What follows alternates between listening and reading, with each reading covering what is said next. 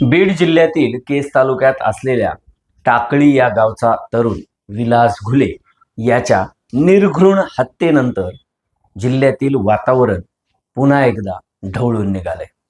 बीड जिल्ह्यात आंदोलनं सुरू झालीत, न्यायासाठी लोक रस्त्यावर उतरलेत.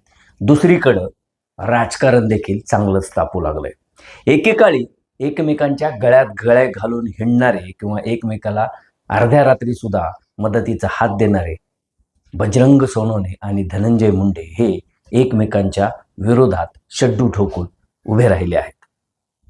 धनंजय मुंडे आणि बजरंग सोनवणे या दोन मित्रांची मैत्री कशा पद्धतीनं तुटली आणि त्यांच्यात नेमकं वितुष्ट का आलं, आणि आता देशमुख प्रकरण असेल किंवा घुले प्रकरण असेल, या दोन्ही प्रकरणात हे दोन दिग्गज राजकारणी एकमेकाच्या विरोधात कशा पद्धतीने उभं राहिले, या सगळ्यावर आपण पुढील काही वेळात चर्चा करणार आहोत. तेव्हा कुठेही जाऊ नका.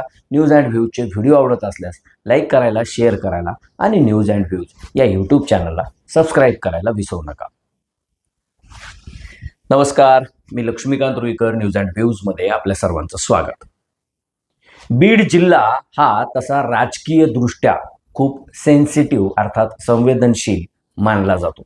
बीड जिल्ह्यामध्ये अधिकारी टिकत नाहीत असा आरोप केला जातो आणि इथले पुढारी हे रग्गेल आहेत असा देखील आरोप केला जातो.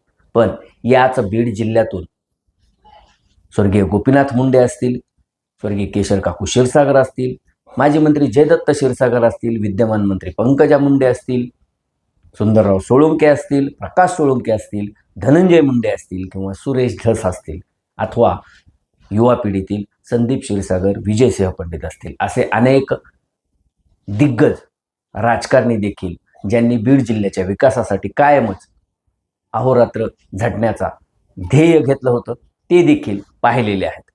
या बीड जिल्ह्याच्या राजकारणामध्ये मुंडे घराण्यात धनंजय मुंडे नावाचं एक युवा नेतृत्व जिल्हा परिषदेच्या काळापासून उदयास आलं आणि पाहता पाहता धनंजय मुंडे हे राज्याच्या मंत्रिमंडळात देखील दिसू लागले.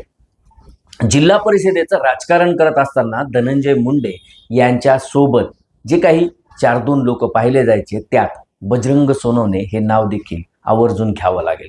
बजरंग सोनवणे असेल, नारायण शिंदे असतील किंवा इतर हे असतील, या लोकांनी धनंजय मुंडे यांच्या पाठीशी खंबीरपणे राहत त्यांना एक प्रकारे त्यांचं नेतृत्व उभा राहण्यासाठी मदतच केली होती. आणि धनंजय मुंडेंनी देखील बजरंग सोनवणे यांच्या कारखान्याची उभारणी असेल, त्यांच्या मतदारसंघाची बांधणी असेल किंवा एकाच वेळी ते आणि त्यांची पत्नी जिल्हा परिषदेला उभे असताना देखील त्यांनी आउट ऑफ बॉक्स जाऊन बजरंग सोनवणे यांना केलेली मदत असेल, अशा सगळ्याच गोष्टींमुळं हे दोघंही सोनवणे आणि मुंडे हे एकमेकांचे अत्यंत जवळचे मित्र होते.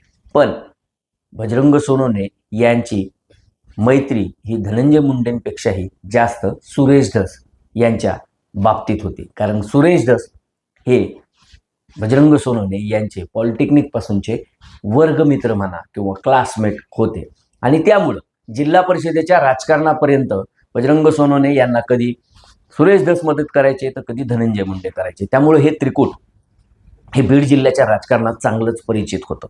परंतु 2-2.5 वर्षापूर्वी जेव्हा बीड लोकसभा निवडणुकीचे नगारे वाजले आणि पंकजा मुंडे यांच्या विरोधात राष्ट्रवादी काँग्रेस शरद पवार गटाकडून बजरंग सोनवणे यांचं नाव आलं, तेव्हा सगळ्यांनाच आश्चर्याचा धक्का बसला. जिल्हा परिषदेच्या उपाध्यक्षपदाच्या कार्यकाळामध्ये बजरंग सोनवणे यांनी जो काही विकास करण्याचा प्रयत्न केला होता तिथपर्यंतच त्यांचं नेतृत्व मर्यादित होतं.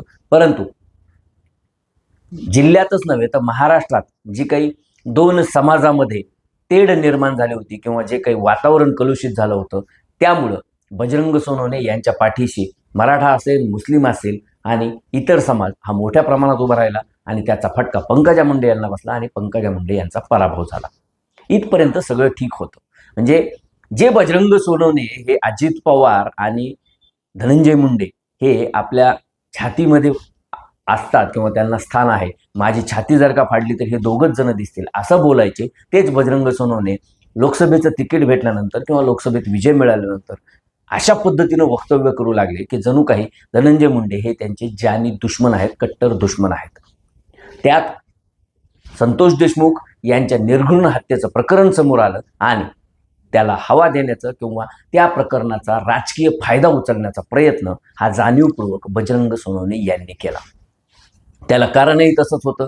धनंजय मुंडे आणि बजरंग सोनवणे या दोघांचं वैयक्तिक कुठलंही भांडण नव्हतं किंवा त्यांचे वैयक्तिक हेवेदावे नव्हते. कुणीही कुणाचा बांध कोरला नव्हता किंवा कुणीही कुणाच्या मतदारसंघामध्ये जाऊन खटाटोप केला नव्हता. पण वाल्मिक कराड नावाचा जो धनंजय मुंडे यांचा कारभार पाहणारा माणूस होता, जो गेल्या दीड वर्षापासून जेलमध्ये आहे, त्याने जाणीवपूर्वक बजरंग सोनवणे यांना त्रास देण्यासाठी विष्णू चाटे नावाच्या व्यक्तीला राष्ट्रवादी काँग्रेस केज तालुक्याचं अध्यक्षपद दिलं होतं. वास्तविक पाहता विष्णू चाटे हे जरी केज मधील रहिवासी असले तरी देखील ते गेल्या काही वर्षापासून कित्येक वर्षापासून परळीमध्ये स्थायिक झालेले आहेत. त्यामुळे त्यांचा आणि केजचा तसा संबंध नव्हता. पण केवळ बजरंग सोनवणे यांना चेकमेट द्यायचा किंवा त्यांच्या कारभारावर वचक ठेवायचा म्हणून विष्णू चाटेचं कार्ड वाल्मिक कराड यांनी खेळलं आणि त्यामुळं बजरंग सोनवणे हे नाराज झाले. अनेक वेळा त्यांनी ही नाराजी प्रसारमाध्यमांसमोर किंवा खाजगीत देखील व्यक्त केलेली होती. आणि संतोष देशमुख प्रकरण घडल्यानंतर बजरंग सोनवणे यांनी वाल्मिक कराडच्या खांद्यावर बंदूक ठेवून धनंजय मुंडे यांचा गेम करण्याचा, राजकीय गेम करण्याचा प्रयत्न केला. त्यात काही प्रमाणात ते यशस्वी देखील झाले. धनंजय मुंडे यांना राजीनामा द्यावा लागला. धनंजय मुंडे यांच्यावर 200 दिवसापेक्षा अधिक काळ मीडिया ट्रायल चाललं.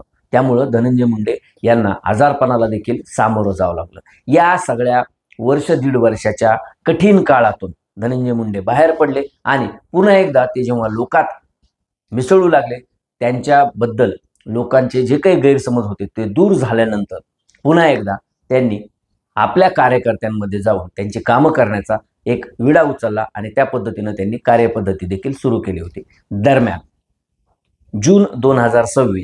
20 जून 2026 या दिवशी केज तालुक्यामध्ये टाकळी या गावचा रहिवासी असलेला विलास घुले हा हॉटेल चालक आणि हॉटेल मालक याची भांडण सोडवल्या गेल्यानंतर किंवा मध्यस्थी करताना अत्यंत निर्घृण पद्धतीनं हत्या करण्यात आली. आणि हत्येचा आरोप ज्या लोकांवर आहे ते बजरंग सोनवणे यांचे आणि त्यांचे सुपुत्र सौरभ सोनवणे यांचे कार्यकर्ते आहेत. बजरंग सोनवणे यांच्यासोबत त्यांचे अनेक फोटो देखील आहेत. प्रचार करताना देखील हे आरोपी बजरंग सोनवणे यांच्यासोबत दिसलेले आहेत. आणि त्यानंतर गेल्या 200-300 दिवसापासून शांत असलेल्या धनंजय मुंडे यांनी बजरंग सोनवणे यांच्या विरोधात रान पेटवायला सुरुवात केली. तो काही सुडाच्या भावनेतून रान पेटवण्याचा प्रकार आहे असंही म्हणता येणार नाही. कारण बजरंग सोनवणे यांचे सुपुत्र सौरभ सोनवणे यांचा गेल्या 2 महिन्यातील या आरोपींशी असलेला संपर्क किंवा वाढलेला संपर्क हा जाणवणारा होता किंवा दृष्टीस पडणारा होता. मात्र स्थानिक पोलिसांनी त्याकडे सोयीस्करपणे दुर्लक्ष केलं किंवा राजकीय दबावापोटी दुर्लक्ष केलं आणि त्यामुळंच पुरवणी जबाबात जेव्हा घुले यांच्या नातेवाईकांनी सौरभ सोनवणे याचं नाव घेतलं, त्यानंतर धनंजय मुंडे यांनी या प्रकरणातील जो कोणी मुख्य आका आहे किंवा मुख्य सूत्रधार आहे त्याच्या अटकेसाठी म्हणून रस्त्यावर उतरण्याची भाषा केली.